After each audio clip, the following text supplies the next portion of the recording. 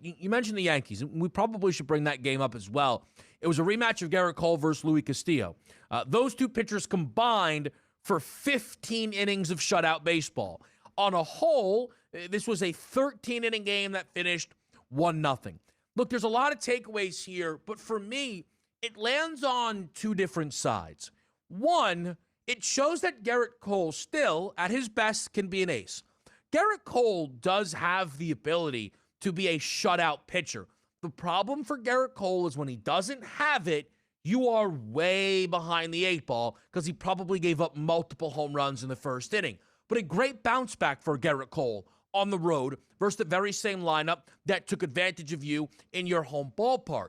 But the secondary headline for me here is that pitch for pitch, bar for bar, word for word, Luis Castillo was the better pitcher. While it didn't really make a difference, this game was scoreless going into extra innings. I understand that.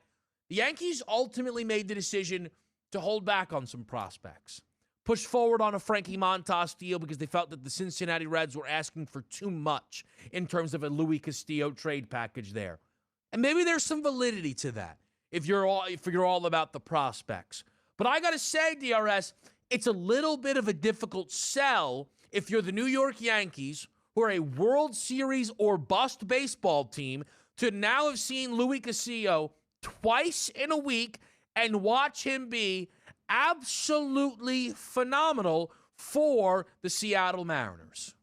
Yeah, sometimes it's not so much about even getting the pitcher, making sure he's on your team, but just blocking another team that might be in that playoff race that you might have to see down the line. And it does hurt extra here if you had two starts with Luis Castillo. And even though he didn't pick up the win in both of those games, the Seattle Mariners won both of those games. So you sort of file those away where if these two teams meet up in the Bronx in October and Luis Castillo's on the mound, hey, man, I got the Yanks number. I'll be okay in this game, as opposed to, boy, the last two times I faced the Yankees, I gave up a combined 9 runs and we shelled early and never made it out of the 5th inning in either one of my starts. It's a good showing by the Mariners, but also very un-Yankees-like, right? Runners in scoring position, 0 for 10.